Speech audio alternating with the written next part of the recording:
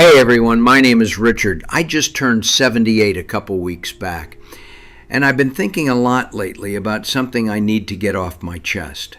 Something I should have dealt with 40 years ago, but didn't. I stayed in the wrong marriage for 22 years. 22 years. And the whole time I told myself I was doing it for my kids, that I was being a good father, that I was sacrificing for them. But looking back now, I'm not so sure. I think maybe I was just scared. Scared of being alone. Scared of losing my children. Scared that if I left, they'd hate me forever. Let me tell you how this all started. I met my wife Patricia when I was 34. She was beautiful, confident, had this presence about her. We got married pretty fast, maybe 6 months after we met. And at first, things seemed okay. Not perfect, but okay. The problems started slow. So slow, I didn't really notice at first. Patricia would make little comments about our apartment. This place is too small. When are we moving somewhere better? Or about my job. You've been at that company 5 years. When are you getting promoted? I didn't think much of it. I just thought she had standards, you know? She wanted a nice life. So I started working harder, taking extra shifts, doing overtime, trying to make more money so I could give her what she wanted. But it was never enough.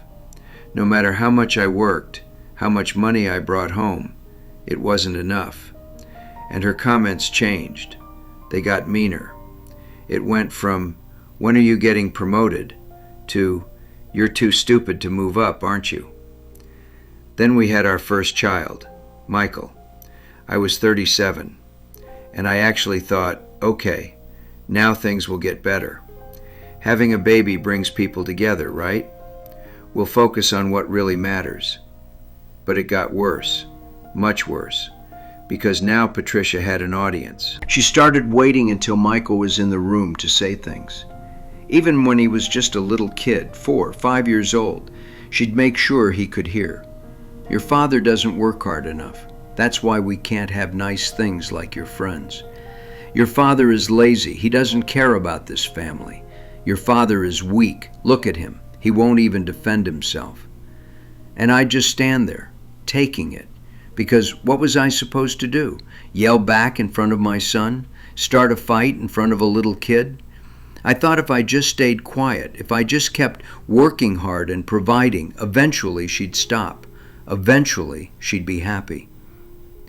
Our daughter Emma came along when Michael was 4, and I loved those kids more than my own life. Still do. They were everything to me. And that's exactly what trapped me. Because Patricia knew it. She knew I would do anything to stay in their lives. And every time I even thought about leaving, every time I tried to stand up for myself, she'd say it. "Go ahead, leave. But I'm keeping the kids. You'll never see them again. I'll make sure of that." And I believed her. I was terrified she'd turn them against me, that she'd tell them lies about me, that I'd lose them. So I stayed. I let her insult me in front of our children. Let her tell them I was worthless. Let her destroy whatever respect they might have had for me. I told myself I was doing it for them, that they needed both parents, that having a father in the house, even one who was being treated like garbage, was better than coming from a broken home. Michael was about 10 when something happened that I still think about. Patricia was yelling at me about something. I forgot to take out the trash or left dishes in the sink, something stupid. And she called me pathetic, said I was an embarrassment. And Michael, this little 10-year-old boy, he said, "Mom, stop. Don't talk to Dad like that." I'll never forget the look on his face when she turned on him. She told him to go to his room. Told him never to defend me because I didn't deserve it. And he looked at me like he was waiting for me to do something, to stand up for him, to stand up for myself. And I didn't. I just stood there, let her send him away. That should have been it. That should have been the moment I said enough. My own son was trying to protect me, and I couldn't even protect him from watching this. But I stayed, kept telling myself the same thing. I'm doing this for the kids. They need me here. If I leave, I'll lose them. Emma started having panic attacks when she was 12, bad ones, couldn't sleep at night, would cry before school. We took her to see someone, and the therapist said she felt unsafe at home, that all the fighting and tension was affecting her. And Patricia blamed me for that too. Said if I was a better husband, a better father, Emma wouldn't be having these problems. Everything was always my fault. The years just kept going by. Wake up, go to work, come home to insults, go to bed, repeat. I stopped trying to make Patricia happy because nothing made her happy. I stopped defending myself because it only made things worse. I just existed, like a ghost in my own house, waiting for something to change, waiting for the kids to grow up so I could finally leave. Michael left for college when he was 18, and I thought, okay, now I can go. But Emma was still home, still needed me, I thought, so I stayed. Emma left for college when she was 19. She couldn't wait to get out of that house, honestly. And I watched her drive away, and I thought, now, finally, now I can leave. But I didn't. I'd been in that marriage for 22 years by then, and I didn't know who I was anymore without it. Didn't know how to be alone. Didn't know if I could even survive on my own. So I stayed another year. Then another. I finally left when I was 56. You want to know what made me do it?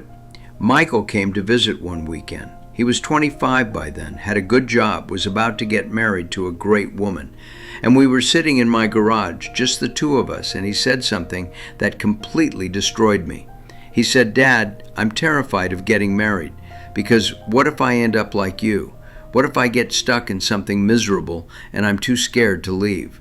You taught me that's what love looks like, suffering and staying quiet. And I don't want that life, but I don't know how to be different." My son, my boy, was scared to be happy because of what I'd shown him, because I'd stayed in that marriage for 22 years and called it being a good father, called it sacrifice. But it wasn't sacrifice, it was fear. And it wasn't protecting my kids, it was teaching them that abuse is normal, that it's okay for one person to destroy another as long as you call it marriage. I left Patricia 3 weeks later, filed for divorce. And you know what happened? The thing I'd been terrified of for 24 years, it didn't happen. My kids didn't hate me for leaving. Michael was relieved, said he'd been waiting for me to leave for years, couldn't understand why I'd stayed so long. Emma cried when I told her, but not because I was leaving. She cried because I'd stayed, because she'd spent her entire childhood watching her mother destroy her father, and I just let it happen. She said, "Dad, I needed you to show me it's okay to leave things that hurt you, and you didn't. You just suffered." And I thought, that's what I was supposed to do too. They didn't need me to stay in that house. They needed me to show them what self-respect looks like, what healthy looks like.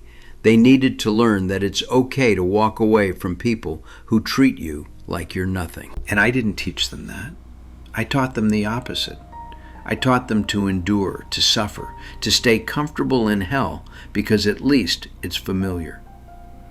I'm 78 now, been divorced for 22 years, same amount of time I was married, and I have a good relationship with my kids now, better than when I was married actually, because now they see me as a person, someone with dignity, someone who finally chose himself.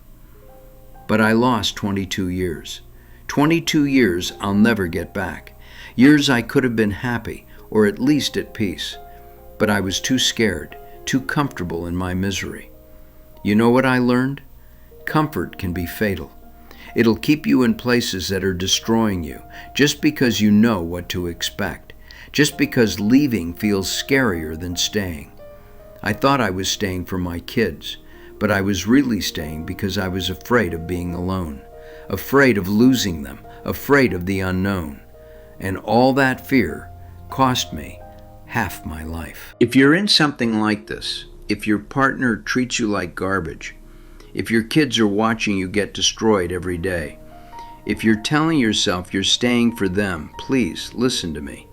You're not staying for them. You're staying because you're scared. And I understand that. I lived in that fear for over 20 years.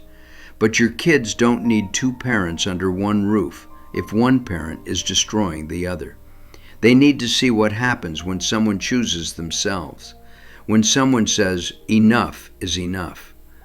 Don't do what I did. Don't waste half your life being comfortable in the wrong place. I wish I'd left at 34 when the problem started, but I'm grateful I left at 56, because some people never leave at all.